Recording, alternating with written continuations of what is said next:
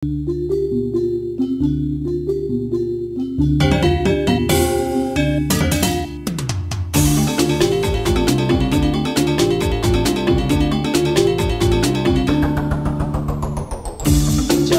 bayi jaga hatu ini, mangga entek, stata ajak, mok sata, jaga kita, jaga bayi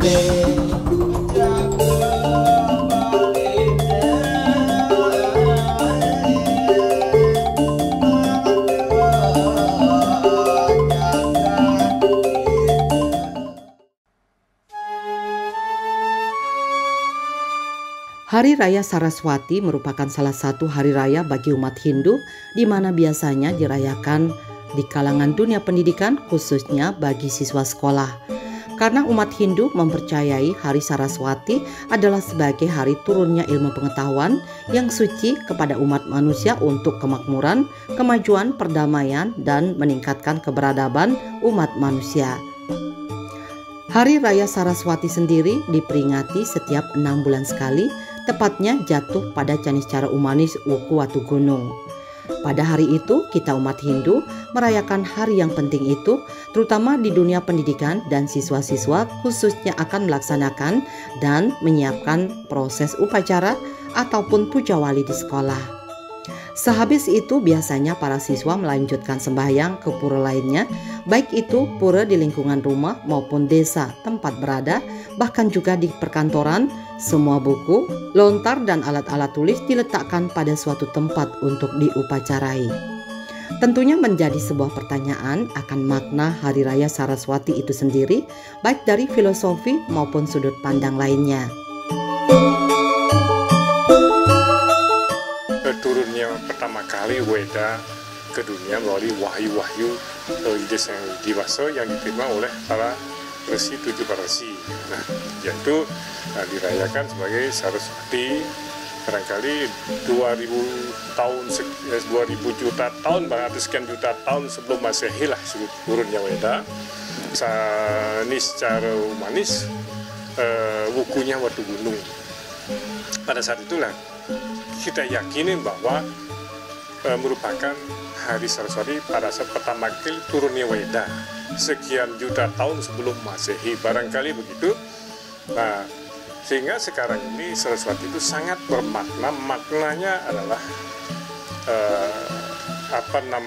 makna Saraswati itu bagaimana kita untuk memaknai Saraswati sebagai ilmu pengetahuan.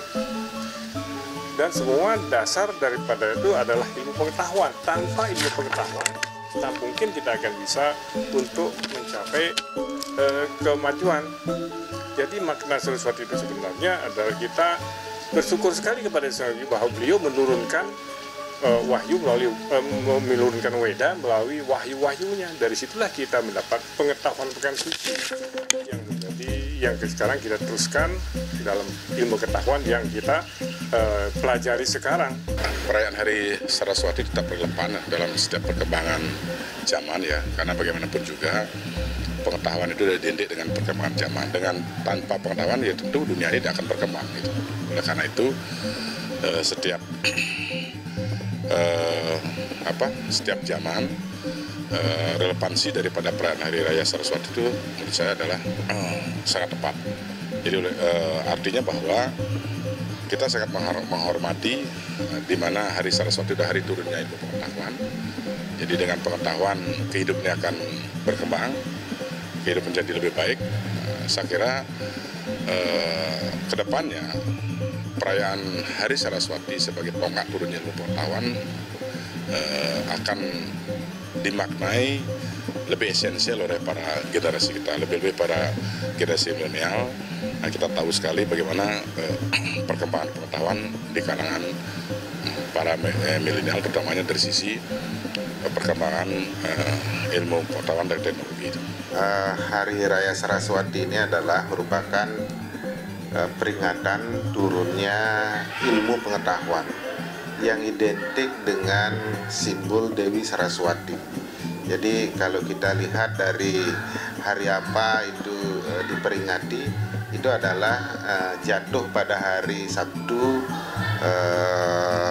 sanesjare humanis Watu Gunung.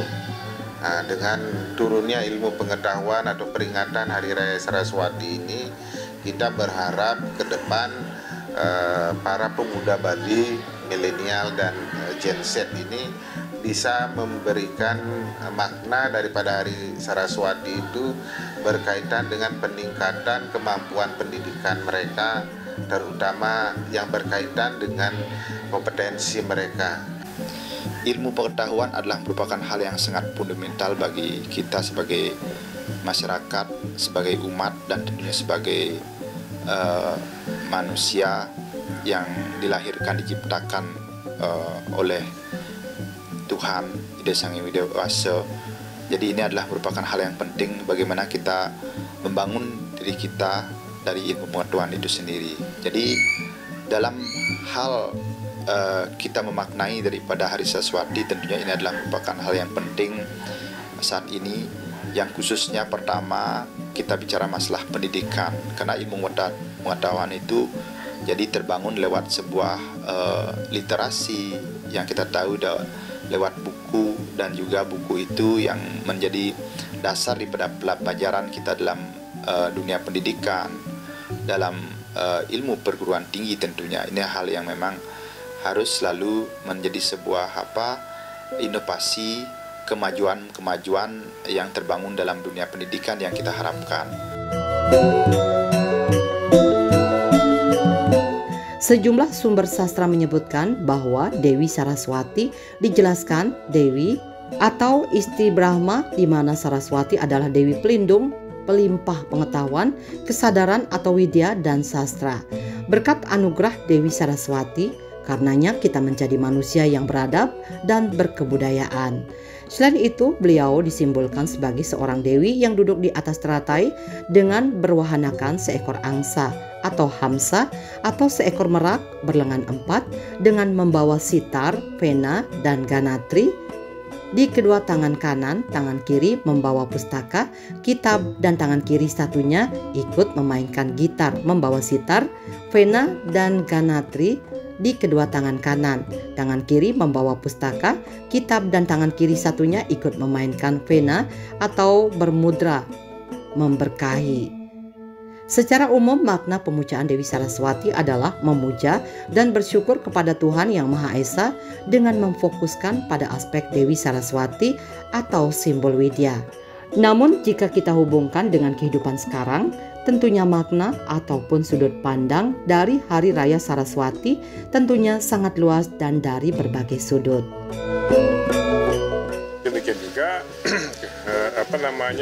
makna Saraswati itu di mana disimbolkan di dalam Dewi Saraswati adalah orang cantik, di mana dia punya tangan 4, megang kitab, megang pena, megang ganetri, dan wajahnya cantik. Bahwa di mana wajah cantik itu artinya pengetahuan itu di wajah cantik, supaya kita tertarik mempelajari ilmu pengetahuan itu. Itu bagian didampingi oleh angsa. Angsa, di mana angsa itu sebenarnya bisa memisahkan antara baik dan buruk di dalam lumpur-lumpur yang kotor. Itu makna daripada angsa itu. Juga didampingi oleh burung merak, di mana burung merak itu sekalipun dia adanya di hutan, namun dia bisa mencerminkan atau memancarkan keindahan, bahwa ilmu itu sangat indah kalau dipelajari. Demikian juga Sang Dewi Saraswati disimbolkan duduk di atas teratai. Jadi etika itu harus dipandang sebagai esensialnya, bagaimana mereka mengembangkan pengetahuan itu dengan sikap-sikap rasional. Di sisi lain, rasionalitas berpikir itu pasti akan dibarengkan dengan etika. Tentu teropongnya adalah bagaimana di zaman itu sendiri etika itu harus berkembang di cara pandang mereka milenial itu sendiri. Saya kira begitu. Jangan dipaksakanlah sesuatu dipandang dari misalnya golongan kolonial. Kita sekarang menilai etika daripada para milenial di zaman kekinian gitu loh. Nah, kan begitu. Namun seiring dengan perkembangan zaman dan waktu, sudut pandang Hari Raya Saraswati bukan saja sebatas rutinitas persembahyangan yang dilakukan oleh para siswa pada umumnya, namun lebih daripada itu, di mana generasi muda khususnya yang dinamai kaum milenial atau generasi Z sebagai penerus bangsa dituntut untuk lebih meningkatkan kualitas diri dalam segala hal. Caranya bagaimana? Yakni dengan melengkapi diri dengan ilmu pengetahuan dalam usaha meningkatkan kualitas diri. Karena ke depan dengan adanya persaingan bebas dan kemajuan zaman yang berimbas pada segala bidang akan menimbulkan persaingan dalam artian positif. Perubahan merupakan satu hal yang tidak bisa dihindari, namun harus dihadapi oleh semua pihak yang akan berdampak pada semua hal. Jadi yang kita bicara masalah pendidikan saat ini tentunya pertama generasi muda ya pertama harus menyiapkan mentalnya. Jadi pendidikan moral yang kita harapkan harus lebih dipahami, karena melihat daripada era globalisasi, kebebasan informasi yang terbangun di zaman era digital ini, ya tentunya bagaimana menjaga daripada moral generasi muda kita ini tetap bisa menjaga daripada jati dirinya sebagai generasi yang berbudaya, beretika, dan menanamkan nilai moral dari leluhurnya dengan tujuan tetap kita bersaing di dunia era saat ini. Karena apapun yang menjadi tujuan cita-cita generasi muda tadi, baik di bidang usaha, di bidang pemerintahan, dan yang lainnya, atau di bidang profesinya masing-masing, tentunya keyakinkan harus tetap menjaga etika moral sebagai bagian daripada jati diri kita. Nah, itu pertama. Kedua, kekayaan intelektual itu sangat penting, karena kita tahu bahwa sekarang adalah dunia yang sangat memerlukan sebuah kemampuan intelektual yang tinggi untuk menyerap bagaimana informasi, bagaimana kita memanfaatkan teknologi kemajuan zaman sekarang sebagai dalam era digital ini, yang tentunya generasi muda salah satunya sebagai harapan kita di 30 atau 40 tahun ke depan, ya disebut dengan menuju Indonesia emas itu. Jadi harus dipersiapkan bagaimana kita harus bisa bersaing di dunia global itu sendiri. Penerapan sekarang bahwa kalau tanpa ada ilmu pengetahuan bahkan tambahkan lagi teknologi, nggak mungkin kita akan bisa berbuat untuk kemajuan daripada diri sendiri maupun kepada masyarakat maupun kepada negara. Jadi semua dasarnya itu adalah pengetahuan dan teknologi. Nah, dan tidak cukup hanya kalau milenial itu hanya belajar pengetahuan teknologi saja, tapi perlu adalah kecerdasan. Kecerdasan sangat menentukan. Kita tidak terlalu pintar-pintar banget, tapi cerdas itu sangat menentukan. Apalagi kalau pintar tambah cerdas, nah itu sangat-sangat dibutuhkan oleh negara akan datang ini, sekarang ini, bukan akan datang, sekarang ini dan berikutnya. Oleh sebab itu, jujur aja, sekarang kelompok milenial kurang lebih sekarang terdata kurang lebih, katakanlah sekarang zamannya bahkan pemilu ya, terdata kurang lebih 30-30% kelompok pemilih dari daftar pemilih tetap itu terdata 30-30%. Bukan main itu, kaum milenial itu banyaknya yang akan sebagian besar akan mencari kerja. Nah, seandainya ke depan milenial ini betul-betul bisa memanfaatkan ilmu teknologi yang didasarkan di dalam Weda itu yang turun oleh Changyang Aji Saraswati, yang itu tentunya kita akan bisa jauh lebih maju daripada zaman di mana kita perkembangan zaman sangat membutuhkan itu. Nah, dengan kompetensi ini kita rasa pemuda Bali, kaum milenial, Gen Z dan lain sebagainya akan mampu menata diri mereka, menata kemampuan mereka dan kompetensi mereka, sehingga perlu sekali ke depan apa yang mereka harus persiapkan, apa yang mereka harus pelajari, sehingga para milenial dan Gen Z ini tidak akan kehilangan daripada makna daripada ilmu pengetahuan itu sendiri. Sehingga kalau bagi kita orang Bali, kita ingin agar kaum milenial ini betul-betul bisa mempersiapkan diri mereka untuk bisa bersaing secara global. Bagaimana caranya? Nah, jadi yang pertama kita sekarang dalam dunia pendidikan ada perkembangan yang luar biasa. Ada istilah merdeka belajar, ada istilah kampus merdeka. Nah, ini merupakan salah satu indikator untuk mewujudkan kualitas daripada kaum milenial ataupun kaum Gen Z ini agar betul-betul ke depan mereka bisa memiliki tingkat pendidikan yang lebih tinggi. Ekonomi menjadi salah satu hal yang akan menentukan tingkat kesejahteraan masyarakat. Begitu pula bagi ekonomi masyarakat Bali.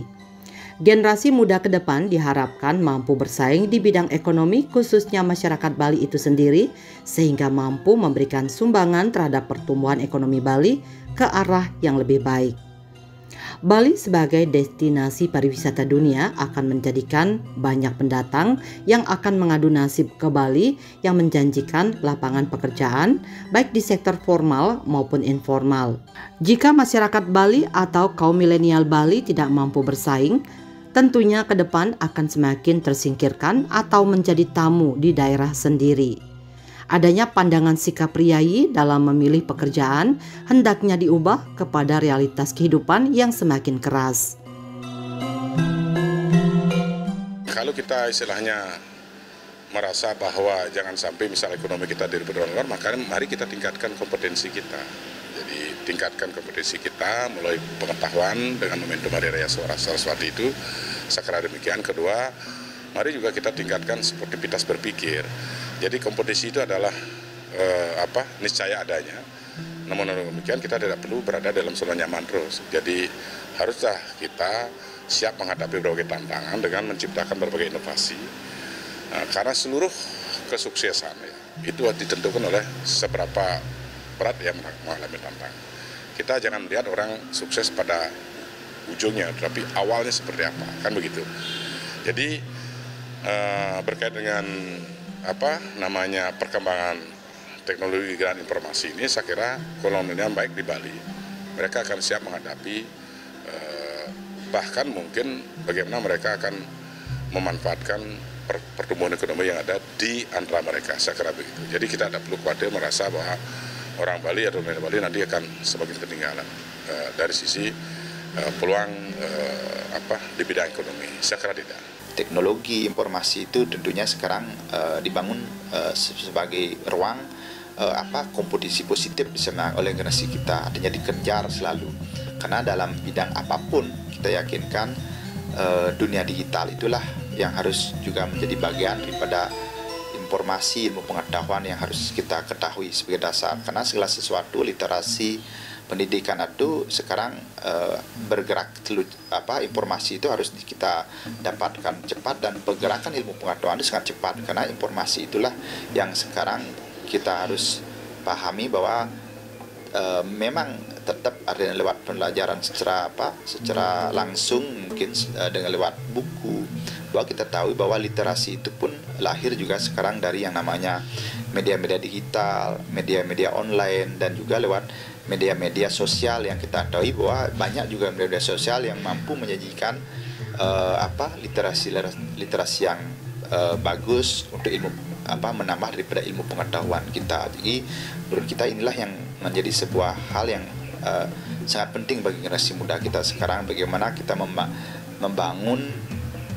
menggali ilmu pengetahuan itu di era kekinian. Sekarang kalau kita bicara ekonomi tanpa didasarkan oleh ilmu pengetahuan, impossible kita akan bisa maju. Nah, dari ekonomi inilah tadi seperti saya katakan tadi, persaingan global ini kita harus menguasai ilmu dan teknologi itu sendiri untuk bersaing, baik itu ekonomi, politik. Jadi politik disebut hankam lah, ekonomi, politik, hukum, dan pertahanan keamanan. Semua itu berdasarkan teknologi, khususnya ekonomi. Ekonomi tentunya kita bicara ekonomi, tentunya kita bicara adalah isi perut. Kalau sudah isi perut yang terpenuhi dengan teknologi yang tinggi, nah, itu kita akan bisa, kesejahteraan akan bisa tercapai. Nah, oleh sebab itu harapan Resi supaya ke depan anak adik-adik yang milenial ini betul-betul mendalami pelajari ilmu pengetahuan itu, terutama yang terkait pada ekonomi, sehingga kita bisa mengolah hasil kita sendiri menjadi dari hilir ke hulu, dari hulu ke hilir. Peningkatan kualitas diri tentunya dapat dilakukan dengan berbagai cara, seperti halnya dengan lebih banyak membekali dengan ilmu pengetahuan yang dapat dicari melalui berbagai sumber. Penerapan teknologi dapat dilaksanakan ke arah yang positif dengan menjadikan teknologi sebagai media dalam hal untuk berusaha, membuka wawasan dengan dunia luar, serta meningkatkan hubungan kerjasama dengan berbagai pihak dengan harapan lebih memudahkan dunia usaha. Kemajuan teknologi juga dapat memberikan kaum milenial informasi akan peluang kerja ataupun membuka dunia usaha dengan cara membangun startup terhadap produk ataupun usaha yang dijalani kaum milenial. Jadi sekarang tentunya semua itu sudah menjadi sebuah catatan kita sebenarnya, baik dunia pemerintahan, baik di dunia wira swasta, pengelut dunia pariwisata, di dunia wira swasta kita di Bali, bahwa hari ini memang harus disiapkan generasi-generasi muda kita yang memang siap bertarung di dunia entrepreneur, di dunia wira swasta dan dunia usaha, agar tidak kalah saing dengan produk dengan pengusaha-pengusaha luar. Kita ketahui sekarang sudah banyak artinya produk-produk lokal Bali yang bisa dipasarkan di dunia-dunia digital, baik dalam bentuk produk keterampilan, produk makanan, dan juga usaha-usaha kita. Mungkin pemuda-pemuda Bali ini sudah tidak kalah saing, sehingga sudah menjadi franchise juga di beberapa wilayah. Bahkan sekarang sudah masuk juga ke e-commerce yang ada di dunia digital. Itu hal yang sangat luar biasa, dan itu sangat harus didorong, sehingga kita tidak mungkinlah kalah, karena kita melihat kemampuan dan naluri daripada masyarakat atau pemuda Bali itu. Kami lihat memiliki sebuah naluri bisnis yang lebih kuat dalam dunia, artinya bagaimana mengemas daripada dunia usaha sehingga tidak dikalahkan oleh saudara kita yang di luar. Mereka begini, artinya kesan priayi itu jangan sampai, seperti saya bilang di awal, jangan sampai kita mengukur mereka tidak mau pekerjaan pertanian misalnya. Nah, seperti itu. Kalau tidak mau mereka bekerja itu dengan priayi, enggak. Mereka akan bekerja sesuai dengan, yang penting mereka bekerja sesuai dengan kompetisi, profesi atau keahlian yang mereka miliki. Ya silakan. Saya kira itu. Jadi priayi itu jangan dinilai milih-milih pekerjaan, tidak. Mereka yang penting bekerja sesuai dengan kemampuan, profesi atau keahlian yang dimiliki. Saya kira tidak ada lagi kita memberikan branding priayi kepada siapapun gitu loh. Saya kira mereka akan tumbuh berkembang sesuai dengan tantangan, sesuai dengan masalah yang dihadapi mereka. Sehingga priayi itu adalah, saya kira adalah akan seiring tumbuh sesuai dengan tantangan dan persoalan yang dihadapi.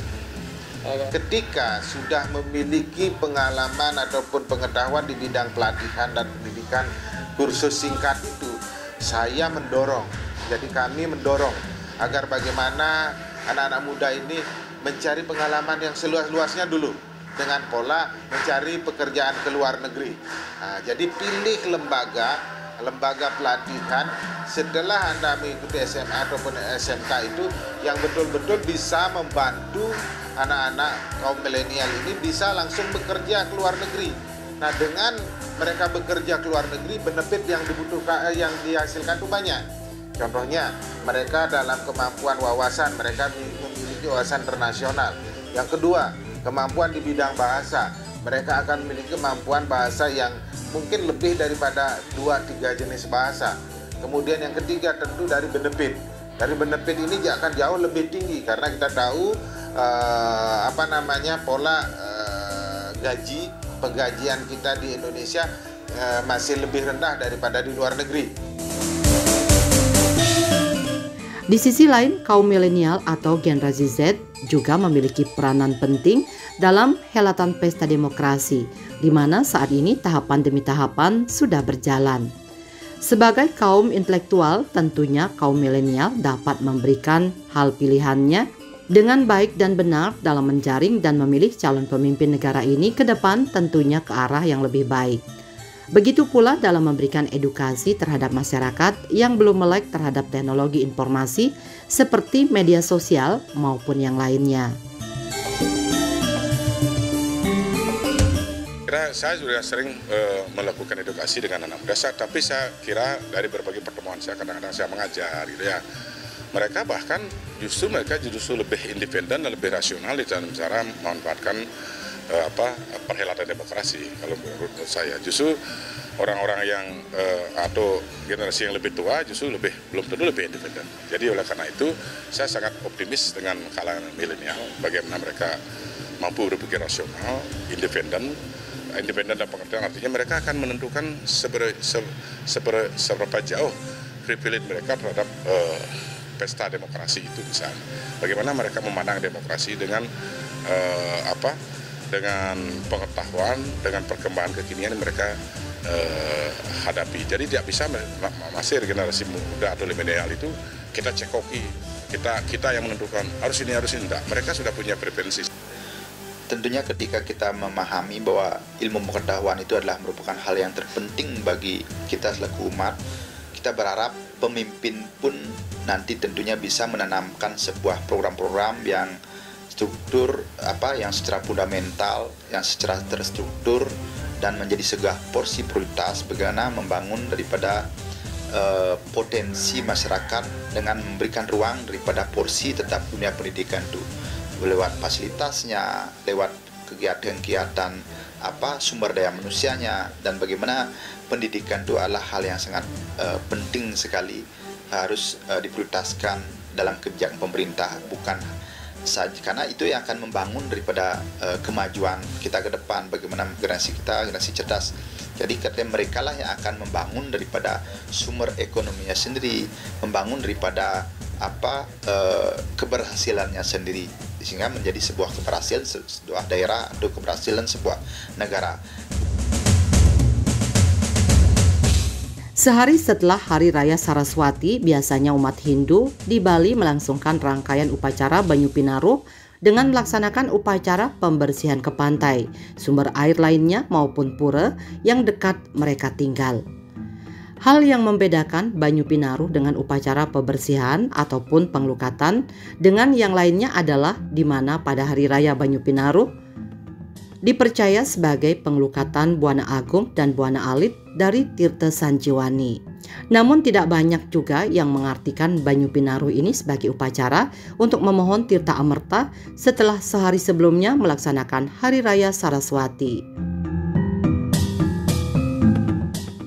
Habis kita merayakan Saraswati, tentunya hari Minggu kita berlanjut kepada ada namanya Hari Raya Banyu Pinaruh, hari suci kita yang kita yakinin kepada seluruh umat Hindu sedunia ini, bahwa Banyu Pinaruh itu adalah untuk satu, ada maknanya, ada melukat itu tidak hanya melukat badan, membersihkan badan itu saja, tidak, tapi membersihkan, menyucikan pikiran spiritual kita supaya betul-betul kita punya pikiran sangat jernih untuk mencapai daripada apa yang kita Resi sampaikan tadi, untuk mencapai, melaksanakan, mengimplementasikan daripada ilmu pengetahuan yang berdasarkan Weda tadi.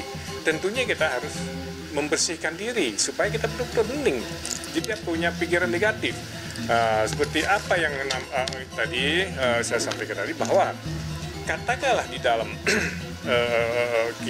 keyakinan kita bahwa kita yakin kepada Trimurti, di mana Trimurti itu saktinya kan Betara Saraswati, Brahma, Betara Sakti, Saraswati. Kalau Wisnu itu kan Dewi Sri tentunya. Terus pada Siwa itulah Dewi Sakti adalah Betari Umo atau Parwati. Nah di luar itu ada namanya konsep daripada Gayatri. Di mana konsep Gayatri itu, di mana Saraswati merupakan menguasai ucapan Jadi kita menguasai bagaimana mengendalikan ucapan dan tutur kata kita. Kedua, Gayatri, yaitu adalah untuk meningkatkan, menguasai intelektual dan budi kita. Era globalisasi saat ini kita dipermudah dengan teknologi yang semakin canggih, di mana pencarian informasi sendiri hanya dengan satu klik pada smartphone maupun laptop, Anda akan menemukan informasi di berbagai belahan dunia.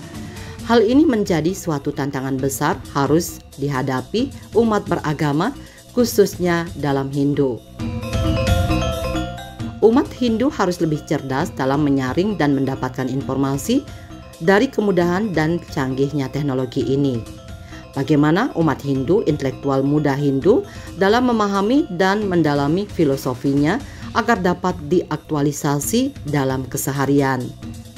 Oleh karena itu, generasi muda harus banyak melakukan literasi, karena semakin banyak kita membaca, maka banyak ilmu yang akan kita dapatkan, tidak hanya berpijak pada istilah gugontuon, anak nguloketo. Dalam menyambut tantangan-tantangan modernitas pada era milenial, generasi muda dituntut harus mempunyai serada bakti atau keyakinan yang harus disinergikan dengan pengetahuan yang menggunakan rasio atau jenana, sehingga menghasilkan generasi Hindu yang unggul baik secara pengetahuan ataupun tingkah laku.